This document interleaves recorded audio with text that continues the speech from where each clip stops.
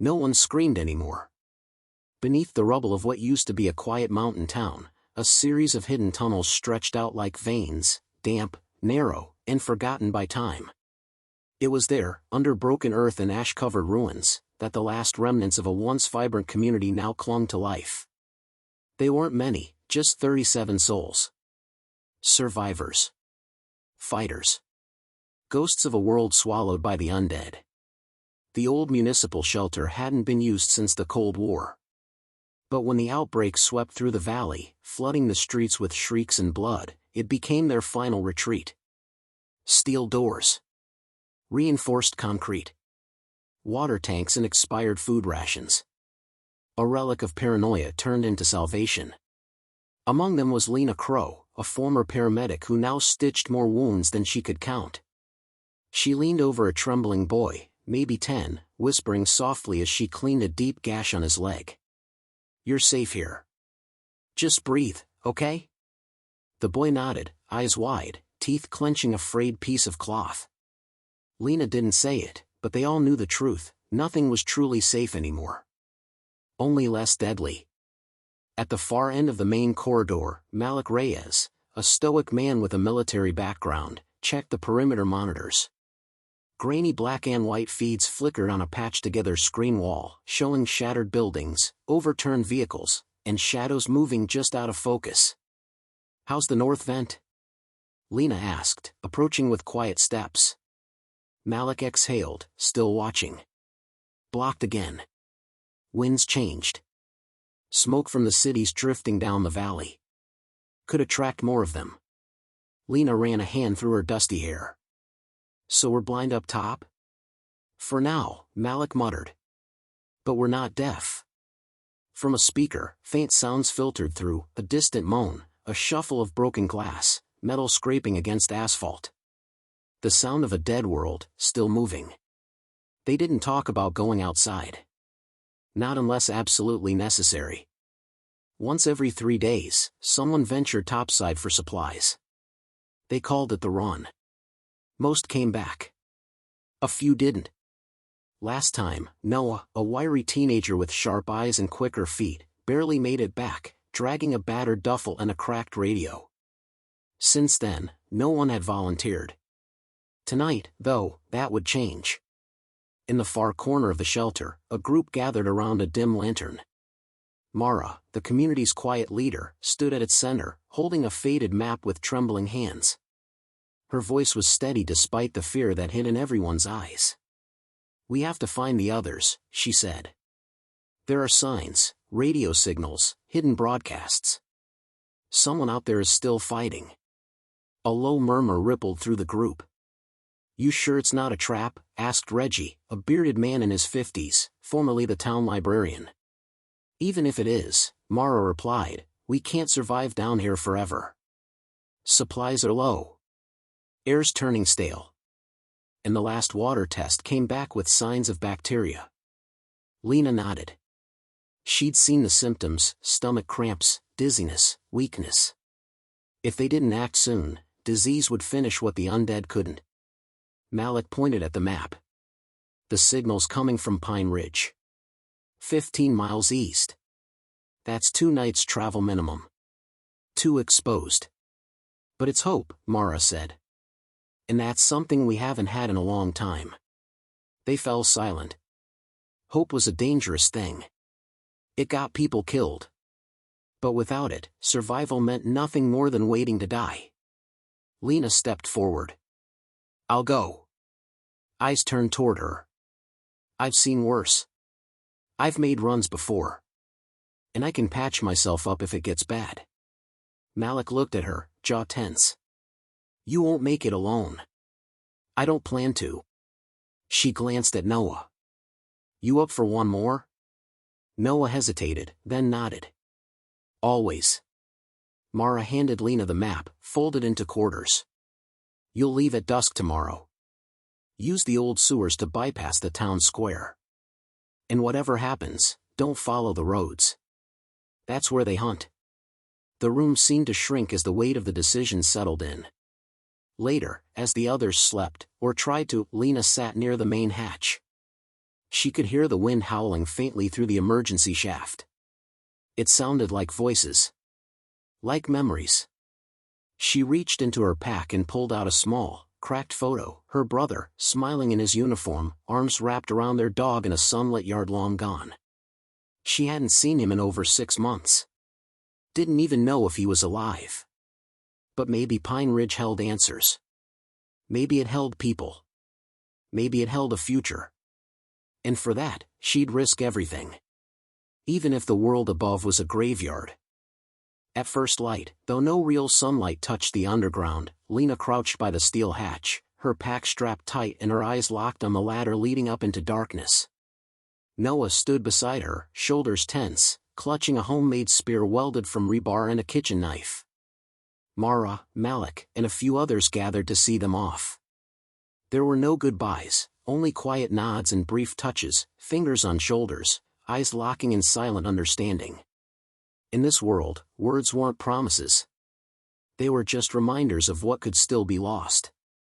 Once you're past the east tunnel, Malik instructed, you'll reach the service stairs. That puts you 2 blocks behind the old post office. From there, the sewers split. Stick to the dry channel, left side. Don't cross the floodgate. That's where the nests were last seen. Lena checked the map again, folded neatly in her jacket. Dry channel, 2 miles. Exit point behind the firehouse, right? Right, Malik said. From there, you're on your own. Mara handed Lena a tiny device no bigger than a matchbox. Shortwave receiver. If someone's still broadcasting from Pine Ridge, this will find them. Lena nodded, tucking it deep into her pack. She looked at Noah. Ready? He didn't answer, just pulled down his hood and started climbing the ladder. Lena followed. The moment the hatch opened, a gust of foul air slammed into their faces, thick with rot, smoke, and something worse. Something dead. They pulled on their masks and stepped into the gloom. The streets were unrecognizable. Buildings stood like skeletons, windows hollow, walls scorched. Cars sat rusted and burned in the middle of roads cracked by nature's slow reclaiming. Silence hung like fog, heavy and uneasy. They moved fast but low, slipping between broken fences and shattered storefronts. No words, only signals, hand gestures honed over weeks of silent survival. 2 fingers, stop. Closed fist, hide. Tap on the chest, all clear. By midday, they reached the sewer grate behind the post office. Noah knelt and wedged the rusted frame up with effort, then dropped inside. Lena followed. The stench hit hard, mildew, rot, wet concrete, but it was safe. Or safer than the streets above. They walked in ankle-deep water, flashlights cutting narrow beams through the pitch. Their footsteps echoed, swallowed quickly by the maze around them. Half an hour in, they found signs, a smear of blood on a wall, drag marks, an old boot. Not fresh. Not promising. Keep moving, Lena whispered. The dry channel veered left, narrowing. They ducked through low archways, past rusted maintenance doors, and kept one ear tuned for anything, footsteps, growls, the soft hiss of breath that wasn't theirs. Then, the noise came. Not a roar. Not a scream. A wet shuffle, just ahead. Lena froze. Noah tensed beside her. She turned off her light. They crouched behind a broken maintenance shelf as the sound came closer. And then they saw it. One lone zombie, tall, its back hunched, clothes soaked in sewer filth. Its eyes were gone, but it moved with purpose, like something that could still smell life. It dragged a twisted leg, sniffing the air, snarling under its breath. Every few feet, it stopped, tilted its head. Listening. Lena's hand hovered over her knife, but she didn't move. Noah didn't either. The creature passed, slowly, painfully, and disappeared into another tunnel. They waited another 2 minutes before breathing again. That wasn't blind luck, Noah whispered. That thing knew we were close. They always do, Lena muttered. Come on. They moved again, faster now, until the channel widened and light filtered in through broken bricks above. They'd reached the exit behind the firehouse. Lena boosted Noah up, then followed. When they emerged, the air hit them like a hammer, hot, dry, thick with death. But the street was quiet. No movement.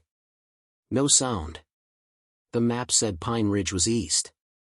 A 15-mile journey through hills, forests, and ruined suburbs. Too far to make before nightfall. We'll need to hole up, Lena said, eyes scanning rooftops. Noah pointed. That church, bell towers intact. They moved fast, careful not to step on broken glass or shift loose gravel. The church was weathered but sturdy. They pushed open the side door and slipped inside. The pews were splintered. Stained glass shattered. But it was empty. For now. Up in the bell tower, they found a narrow loft with a view of the surrounding hills. From there, they could see far, and what they saw froze them. In the distance, about 2 miles out, campfires. 3 of them. Small, controlled, and moving slightly. People, Noah whispered. That has to be people. Or bait, Lena said grimly. They crouched in the shadows, staring at the flickering lights. The world outside might have been dead, but something out there still moved with reason. Fire meant survival. Or danger. Or both. Lena looked at Noah. Tomorrow, we go find out. Dawn crept in slowly, the sky painted in bruised purples and deep gray. From their perch in the church bell tower, Lena and Noah watched the smoke trails drifting lazily into the morning air, 3 distant campfires, still burning. They're not zombies, Noah whispered, adjusting the lens on the small set of binoculars he'd carried since the early days. Dead don't make fire. No, Lena said. But not everyone living can be trusted either. They'd both seen what desperation could do to people. How hunger and fear could twist even the kindest soul into something dangerous. Still, the signal from Pine Ridge had to come from somewhere. Someone had to be out there, and this might be the only lead. Lena adjusted her pack. We go quiet. Stay low. If it's bad, we turn back. But we need to know. Noah gave a tight nod. Let's move. By mid-morning, they left the church and crept through the overgrown streets. Vines curled around mailboxes, street signs leaned like drunken sentinels, and houses sagged under the weight of time and abandonment. Every corner was a risk. Every breeze through broken glass made their hearts stutter. It took 2 hours to reach the hill overlooking the valley where the fires had burned. They dropped to their stomachs behind a crumbling stone wall. Below, nestled in the remains of an old orchard, was a makeshift camp. 3 tents. A tarp stretched over a fire pit. A solar charger rigged to a car battery. And people. 5 of them. Lena squinted. 2 women, 1 older man, a younger guy barely out of his teens, and a child. All were armed. Tired. Dirty. But unmistakably human. Noah let out a slow breath. Looks like a family. Or a trap dressed like one, Lena replied, eyes scanning for signs of more. We can't just walk in. Noah tapped his chest twice. Let me try. What? I'll go down. Say I'm alone. If it's safe, I'll signal. Lena shook her head. It's too risky. I'm fast. If it goes bad, I run. You've got the map, the radio, the mission. They won't expect a kid. You hang back and cover me. It was a stupid idea. It was also the only one they had. Minutes later, Noah stepped into the clearing, arms raised, weapon sheathed. The camp reacted instantly, guns drawn, bodies moving fast for how worn they looked. But they didn't shoot. Lena crouched on the hill, one eye on her scope, breath held. Noah spoke calmly. She couldn't hear what he said, but soon the group lowered their weapons. The older woman stepped forward, placing a hand on the child's shoulder. After a tense exchange, Noah turned toward the hill and gave the signal, 3 short waves. Lena moved in. By the time she reached the camp, everyone was seated again, wariness still thick in the air but no longer hostile. The older man stood to greet her. "I'm Barrett," he said. "This here is my sister Helena, her daughter June, and that boy's Jake. The kid, Nina, ain't mine, but we look after her." Lena nodded. "I'm Lena. That's Noah." Barrett motioned to a log by the fire. "Sit. You look like you've been through hell." "We all have," Lena said. As they ate a small ration of beans and dried fruit, the conversation turned careful, like people learning how to trust again. Lena told them just enough, not about the underground shelter, but about the signal, the map, and their hope that Pine Ridge held something more than ruins. Helena's eyes lit up. "We heard it too. 3 weeks back. Faint, but real." Barrett added, "Problem is, no one who's gone that way has come back. And that includes a couple friends of ours." "Zombies?" Noah asked. Barrett shook his head. "Maybe. But we think it's something else. A group. Organized. You don't just vanish in broad daylight around here without someone planning it." Lena's stomach sank. "You're saying someone's hunting survivors?" "Not just hunting," Helena said. "Recruiting. Or enslaving. Or worse. They call themselves the Reclaimed. Believe the old world needed to burn. They think this," she gestured around, "is the natural order." Lena leaned forward. "You've seen them?" "Once. Black armor. Silent. Armed to the teeth. Not infected. But not right, either." Barrett stirred the fire. "They operate near Pine Ridge. If that signal's real, either they're behind it, or someone's hiding from them." Noah looked at Lena. "Still think it's worth it?" "Yes," she said immediately. "If there's even a chance someone's out there fighting back, we need to find them." Barrett nodded slowly. "Then we'll help. We can get you halfway there through the orchard trail. After that, it's your fight." As dusk fell, Lena looked up at the sky, stars just beginning to pierce through the dying light. The world had fallen. But it hadn't ended. Not yet. The morning came with a golden haze, filtering weak sunlight through the scorched orchard trees. The branches were bare, once filled with peaches, now with nothing but ashen blackened bark. Yet in the silence, the trail through those trees felt strangely sacred. As if something still lived in the roots below. Barrett led the way, his rifle slung across his shoulder, boots crunching softly over gravel and dirt. Lena and Noah followed close behind, every sense sharpened. Helena stayed at camp to watch the others, but before leaving, she handed Lena a faded photo, 2 men in uniform, smiling beside a military outpost gate. "One of them's my husband," she'd said quietly. "Said if anything went wrong, he'd head for Pine Ridge. If you find him, just tell him we're still hoping." Now, hours into the trail, Lena held the photo tight in her pocket, heart pounding with more than just fear. They weren't just chasing a signal anymore. They were chasing lives. Answers. "I used to bring my daughter here," Barrett murmured, breaking the silence. "Before the fall. This trail went straight to the old ranger station." "Is that where we're headed?" Noah asked. Barrett nodded. "Used to be stocked with gear. Radios. Emergency maps. Maybe a few clues left behind.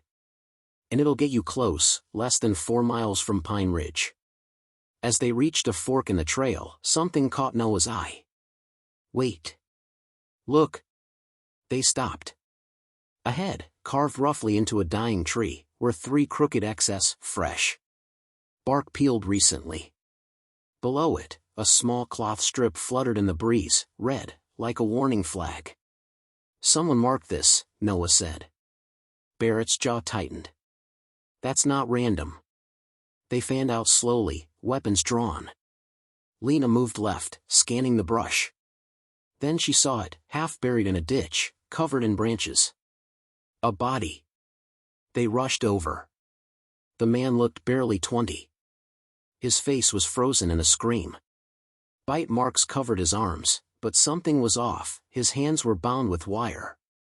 His throat had been cut. Lena knelt beside him. This wasn't a zombie attack. No, Barrett muttered. It was a message.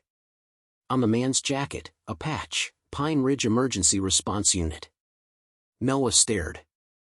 He made it out. From Pine Ridge. And someone didn't want him to reach anyone else, Lena added, rising. They buried the body quickly, marking it with stones, then moved on, but slower now, every step laced with caution. The orchard grew denser, the trail twisting like a serpent between tangled trees. Every gust of wind carried the scent of decay. Then they heard it. Whispers. Low. Too rhythmic to be wind. Barrett signaled, down. They dropped flat behind a fallen log. Through a gap in the branches ahead, they saw them. 4 figures. All in black. Tactical gear. Masks over their faces. One carried a satellite scanner. Another held a tablet, watching a pulsing green signal. They're tracking, Lena whispered. Signal intercept? Barrett shook his head. Movement. They're scanning for people. The 4th man spoke, calm, cold. Last ping came from the ridge. If they're not dead, they're close. Orders are to recover live. If not possible, burn. Noah's eyes widened. Reclaimed, Lena mouthed. They waited, barely breathing, as the figures passed within 10 feet. The group moved in perfect silence, like predators raised in darkness. Once the last figure disappeared into the woods, Barrett stood slowly. They're sweeping toward the ranger station. We'll have to go around. They cut off the main trail, moving through thorn-thick brush and narrow gaps between leaning trees. The detour was rough. Twice Noah slipped on wet stone. Once Lena had to pull Barrett over a collapsed fence, but they pressed on. By late afternoon, they reached a clearing. The ranger station stood in the center, its roof caved on one side, walls scorched but standing. The air smelled of burnt wood and diesel. No bodies. No sounds. They approached slowly, stepping over broken glass and fallen debris. Inside, shelves had been ransacked. Maps gone. Radios smashed. But behind the desk, Lena spotted something strange. A hatch. Metal. Bolted shut. Still locked. She crouched and examined the lock. Untouched. Barrett found a crowbar. With a loud grunt, he pried it open. Beneath was a ladder descending into blackness. A bunker? Noah asked. Or a trap, Lena replied. They looked at each other. Then Lena descended first. The air below was cool, dry. Emergency lights flickered on, battery-powered.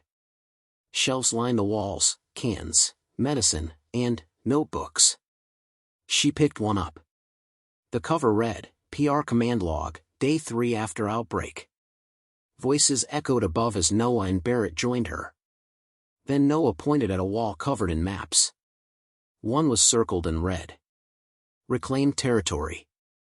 Beneath it, scratched in thick black ink. Do not approach.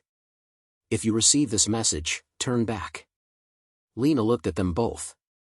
We're not turning back. Barrett nodded. Then we go to Pine Ridge. The warning on the map was still fresh in their minds as they left the ranger station bunker behind. Do not approach. If you receive this message, turn back. But Lena, Noah, and Barrett weren't turning back. Too many had died for silence. Too many voices had vanished into that red-circled zone called reclaimed territory. And if Pine Ridge held answers, they had no choice but to enter the lion's den. They moved at dawn, slipping through the remnants of the national forest. The trees here were different, still standing, yes, but sickly. Leaves mottled with black spots. Bark stripped in strange patterns. Birds didn't sing. Even the wind felt wrong, heavy with ash and the faint stench of burning rubber. Barrett took point, guiding them through winding paths choked with roots. Noah stayed close to Lena, his eyes constantly scanning, nerves taut as wires. After an hour of steady trekking, they crested a ridge. Below, hidden in a shallow basin, lay the outer edge of Pine Ridge. But it wasn't the town they remembered from maps. Massive barricades surrounded it, scrap metal welded into spikes, buses turned on their sides, wire fencing stretching across every street. Inside, structures had been fortified. There were watchtowers. Smoke rose from controlled fires. Shapes moved along the perimeter, men and women, fully armored, rifles in hand. Lena dropped to one knee and studied the movements. They're organized. Military grade. Reclaimed? Noah asked. Has to be, Barrett muttered. Through binoculars, they watched as two armored patrols exited the gate and began sweeping the woods with trained precision. There was no chaos. No panic. Just efficiency. This isn't a town, Lena said. It's a base. Barrett traced a trail on the map with his finger. There's an old drainage line that cuts under the south road. If we can get through it, we might avoid detection and get close enough to see who's really inside. Lena nodded. Lead the way. They doubled back, looping down the hill and into a narrow ravine. As they approached the old drainage system, something made Noah stop. A noise, too faint for words, but not natural. A metallic scrape. Then a whisper. Down, he hissed. They hit the dirt as a drone buzzed overhead, small, camouflaged, scanning with a soft blue light. It passed without pausing. They're sweeping with tech, Lena said. These aren't just scavengers playing soldier. Noah pointed at a series of dark smudges on nearby rocks. Boot prints. Fresh. More than one. They moved faster now, keeping to the tree line until they found the drainage pipe. It was rusted, partially collapsed, and choked with filth, but still passable. Barrett slid in first. Tight fit. Stay low. Lena followed, then Noah. The pipe ran for nearly 200 feet, twisting slightly until the sound of open air echoed faintly from ahead. Light peeked through a grate at the far end, crisscrossed steel just large enough to squeeze through. From behind it, they could see part of the compound's interior. Rows of supply crates. Vehicles in disrepair being stripped for parts. And people, dozens of them, moving like workers under guard. Not soldiers. Civilians. Thin. Dirty. Afraid. Prisoners. One of the guards shouted, striking a man who had stumbled. The others didn't react. They just kept working. Noah's fists clenched. They're being used. Lena's voice was tight. Forced labor. Maybe worse. Barrett whispered, You still think that signal was from the good guys? Lena didn't answer. Her eyes were locked on the far wall of the compound, where a set of antennas stretched into the sky. Below them sat a rusted control shack, surrounded by more armed guards than any other area. That's where the broadcast is coming from, she said. Someone in there wants to be heard. Noah shifted. Then we need to get them out. Barrett sighed. You thinking what I'm thinking? Lena nodded.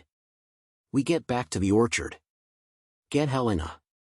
The others. We come back with a plan. But as she turned to crawl back through the pipe, a loud clank echoed behind them. They froze. From the dark behind them, a shadow moved. A man in dark gear. Masked. Rifle aimed. Don't move, he ordered. Another figure appeared behind him. Then another. Lena's heart raced. They'd been followed. The first man spoke again, voice low and sharp. You've seen too much. That's going to be a problem. Barrett growled. We're not looking for trouble. You found it anyway. Then, from deeper in the tunnel, a sudden crack, loud, sharp, and unexpected. The man collapsed with a strangled gasp. Behind him, in the shadows, stood a figure with a rifle. A woman, unmasked, face smeared with grime but eyes alert. You don't belong down here, she whispered. But if you want to fight back, follow me. The tunnel air grew colder as they followed the stranger into the dark. Behind them, the bodies of the reclaimed patrol lay still, already being dragged into the shadows by others, people with wary eyes, armed with salvaged gear, and coats stitched with scraps of old uniforms. Lena, Noah, and Barrett didn't speak. Not yet. Not until the woman who had saved them stopped at a steel door hidden behind an old drainage panel. She tapped 3 times, then twice. A voice whispered through the slit. The door opened. Inside was something none of them expected. A hidden base. The narrow entry gave way to a hollowed-out chamber lit by flickering lanterns and salvaged generator lights. Crates of food and medical supplies lined the walls. Hand-drawn maps of Pine Ridge, guard patrols, antenna towers, and sewer systems filled a central table. At least 20 people moved with quiet urgency, scouting routes, sharpening weapons, loading gear. Survivors. Fighters. The woman turned to face them. Name's Riva. I'm one of the last from the original Pine Ridge emergency team. And you just walked into the middle of something much bigger than a rescue mission. Barrett nodded slowly. We saw the reclaimed. Saw what they're doing to people in there. Riva's jaw tightened. Slavery. Forced labor. Some are kept for experiments. They think this apocalypse is their cleansing. They take survivors, break them, use them. And if you resist, you disappear. Noah stepped forward. The signal we heard, was that you? Yes and no, Riva replied. We hacked their comms tower. Sent out a burst signal, short range. A warning disguised as a call for help. We needed someone to hear it. Someone brave, or foolish, enough to come looking. Lena pulled the receiver from her pack. Then I guess we answered. Riva gave a faint smile. You're not the first. But you're the first to survive the approach. She led them toward the center table, where a man in a wheelchair was studying a worn-out laptop. Commander Hale, Riva said. These are the ones who followed the signal. The man looked up. His hair was mostly gray, face scarred, but his eyes were sharp, military. Calculated. Dangerous in the way survivors needed to be. You seen inside? He asked. Lena nodded. We watched them. They have towers, drones, rifles. And a lot of scared people behind those fences. Hale pointed to a marked section on the map. There's a weakness, an access tunnel below the control shack. Used to be part of the old power grid. They've sealed it off, but we found a way in. He looked at them each in turn. You want to help? Then help us take it. Barrett raised an eyebrow. Take what exactly? The tower, Riva said. The transmission site. We get control of that, we can send a wideband message to every working radio within a 100-mile radius. Call out to real survivors. Organize. Reclaim the fight. Noah clenched his fists. That could bring in more help. Or more trouble, Barrett added. We don't have time to play it safe, Hale said. We've already got people inside the fences. Prisoners working with us. We plan to strike, hit hard, then vanish into the sewers before they know what happened. Lena looked at the maps, the names of guard shifts, water lines, backup generators. How long do we have? 48 hours, Hale said. After that, they reinforce with another armored squad. We hit before that, or we lose the chance. Lena glanced at Noah and Barrett. They didn't need to speak. They were in. The next hours passed in a blur. Riva gave them each a bunk, a hot meal, and the first real rest they'd had in days. But even in sleep, Lena's mind raced. She dreamed of Helena's face. Of the hidden shelter back home. Of the boy they buried near the orchard. And of the people still trapped inside Pine Ridge. She woke in the dim light of early morning and found Riva waiting, sharpening a combat knife. You really think we can win this? Lena asked quietly. Riva didn't look up. No. But I think we can change something. Sometimes, that's enough. At noon, they gathered. Hale stood before them, leaning on his cane, voice firm. Today, we fight back, not just for those inside, but for every voice that's been silenced. For every friend we lost. Every life they tried to erase. He pointed to the map. We hit at sunset. In and out. Take the tower. Send the signal. Then disappear. Noah adjusted his pack. Barrett loaded his rifle. Lena tightened the straps on her vest. This wasn't just survival anymore. This was resistance. And they were ready. Dusk painted the sky in fading firelight as the resistance fighters crept through the underbelly of Pine Ridge. Lena, Noah, Barrett, and Reva moved in silence behind Commander Hale's hand-picked team, 7 fighters in total. Their path led through a forgotten maintenance tunnel, damp with mold and lined with rusted pipes. Every footstep felt too loud. Every breath a risk. Ahead, the tower loomed like a steel spine against the darkening sky. It rose above the makeshift fortress of the Reclaimed, surrounded by barbed fencing and lit with searchlights that swept lazily across the yard. The mission was simple. Infiltrate the underground access corridor. Breach the base of the tower. Upload the broadcast from a stolen hard drive. Escape before the Reclaimed noticed they'd just lost control of their voice. But nothing ever went as planned. We've only got one shot at this, Reva whispered, crouching behind a large pipe junction. She handed Lena a small device. When we breach, you take this and plug it into the tower's relay system. It'll override their signal. Lena gripped it tightly. What happens after that? We run. Hale tapped his earpiece. Team 2, status? A crackling voice responded, diversion set. Give us 60 seconds. Outside, on the far side of the compound, an explosion shattered the night. Flames erupted. Screams followed.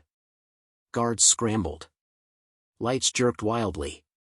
Alarms blared across the base. Go! Hale ordered. They surged forward, lifting the grate and dropping into a maintenance corridor beneath the tower. The passage was narrow, barely wide enough for 2.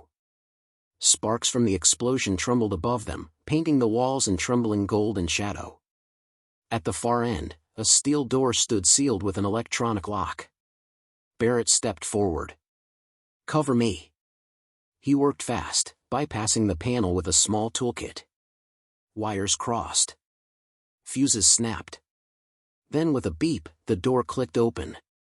Inside, the base of the transmission tower buzzed with power. A low hum vibrated through the metal floor. Consoles blinked. Cables snaked along walls like veins. Lena spotted the main relay port near the back. There. But as she reached it, the hallway behind them erupted in gunfire. Contact! Hale shouted. The Reclaimed had found them. Reva and Barrett ducked behind cover, exchanging fire. Hale leaned against the wall, breathing hard, blood staining his sleeve. Noah! Guard the corridor! Lena yelled, racing to the port. Noah turned and fired down the hallway, forcing the Reclaimed back. One fell. Another crawled to cover. They were trained, but so was he. Lena reached the panel and ripped off the cover. The exposed port hissed with energy. She slammed the device in. Lights flickered. A high-pitched tone filled the room. On the small monitor beside the relay, text scrolled fast. Signal initiated. Broadcast sequence active. Reach, 105 miles. Then, a clear voice filled the room, pre-recorded, firm, human. This is a warning and a call. To all survivors, you are not alone. The Reclaimed are not the future. We fight. We resist. Pine Ridge is not theirs. Spread this message. Rise. The broadcast repeated, louder, stretching across every radio, every signal-boosted antenna in the region. Hope, reborn in sound. Lena turned, breath sharp. It worked. But the price had only begun. A grenade clinked against the floor behind them. Barrett shouted, diving forward and kicking it down the stairwell. It exploded below, shaking the tower's foundations. Smoke poured in. "We have to go," Riva shouted. Hale was limping badly, leaning heavily on the wall. "You lead." "I'll hold them." "No," Lena snapped. "We all go." But Hale shoved her toward the exit. "I gave everything for this. Don't waste it. Go." Gunfire erupted again. Another fighter fell. Riva screamed, dragging the wounded toward the exit. Lena grabbed Noah, who was shielding his face from smoke, and pushed him forward. They ran. Through fire. Through steel. Through a world that wanted them dead. Behind them, the tower still broadcasted. Behind them, Hale's final stand echoed like thunder in the halls of the dead. When they burst into open air, chaos reigned across the compound. Fires raged from the diversion. Civilians inside the fences began to rise, some shouting, others running, all stirred by the message. The reclaimed weren't prepared for resistance from both sides. In the confusion, the fighters melted into the shadows, through a sewer access that Riva had marked earlier. Safe, barely. They collapsed in an abandoned utility room miles from the tower, lungs burning, bodies shaking. "We did it," Noah gasped. "We actually did it." Riva didn't smile. Her eyes burned with grief. "Not all of us." Lena looked back through a broken grate toward the glowing tower. Hope was alive. But war had begun. The world had changed, again. Within 24 hours of the broadcast, everything around Pine Ridge shifted. The Reclaimed's radio silence was broken. Panic rippled through their ranks. Rumors spread across survivor frequencies like wildfire. Someone struck Pine Ridge. The Reclaimed aren't untouchable. There's resistance. But Lena didn't feel like a hero. She sat in a collapsed utility shack outside the compound's outskirts, staring at her scraped hands and dirt-streaked face. Hale was gone. 3 others didn't make it out. And though the broadcast had worked, the message came at a cost no one could measure. The others were sleeping, Barrett by the wall, his rifle resting across his chest, Noah curled up near the cracked boiler, a bloodied bandage wrapped around his arm, Riva at the door, wide awake and keeping watch. The silence wasn't peaceful. It was the kind that came before a storm. When Lena finally stood, she walked out into the early morning mist. The sky had turned silver blue, clouds rolling like smoke over the valley. From here, she could just make out the outline of the tower in the distance, still standing, still burning with the faint light of rebellion. Riva joined her. "It started now," she said. Lena nodded slowly. "How long before the Reclaimed regroup?" "They already have." Riva's voice was low. "They're gathering in the north sector. We've intercepted orders, cleansed the area. Silence the voices. Retake the tower." "How many fighters?" "Dozens. Maybe hundreds. And they're not coming quietly this time." Lena glanced back at the shelter. "We can't hold them off alone." "No," Riva said, then pointed toward the trees. Through the fog, shadows began to appear, first 3, then 8, then over 20. Armed survivors, some limping, others carrying salvaged gear, all moving toward them with purpose. From the woods came Barrett, his eyes widening. "What the hell?" "They heard the broadcast," Riva explained. "All of them. Some from nearby farms, others from burned-out towns. A few came from the far side of the river." Lena stepped forward, counting. 37. She turned back to the shelter, to Noah, who had now risen and was watching through the broken frame of the door. "Same number as our people in the underground shelter," Lena whispered. "What do you mean?" Riva asked. Lena's eyes sharpened. "It's not a coincidence. It's a second chance." They spent the day preparing. The survivors brought what they had: ammunition, first aid kits, food. Maps were spread out on crates, escape routes marked, choke points reinforced. The plan wasn't to hold ground. It was to delay, disrupt, and draw the reclaimed out long enough for more survivors to respond to the signal. Because now, the resistance wasn't just underground. It was everywhere. At dusk, they moved through the trees like ghosts. The plan was simple: Lena, Riva, Barrett, and Noah would lead a strike team through the orchard path back into Pine Ridge.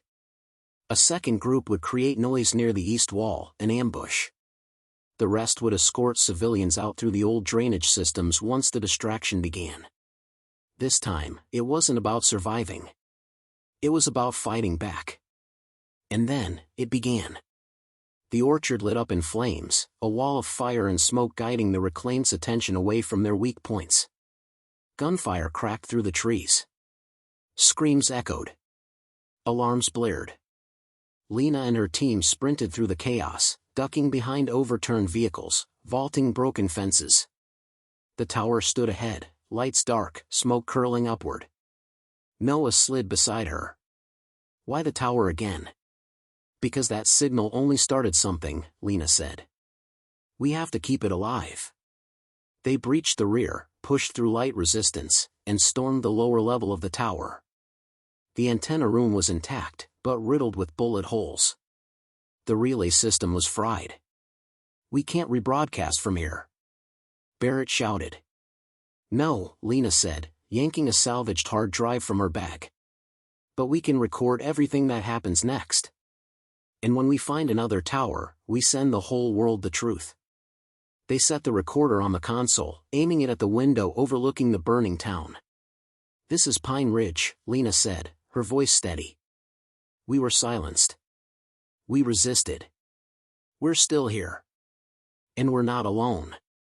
Suddenly, gunfire blasted below, close. Noah looked at her. Time's up. They fled the tower, slipping into the maze of back alleys as the reclaimed's reinforcements swarmed in. But it didn't matter. Because by nightfall, the resistance was no longer hidden.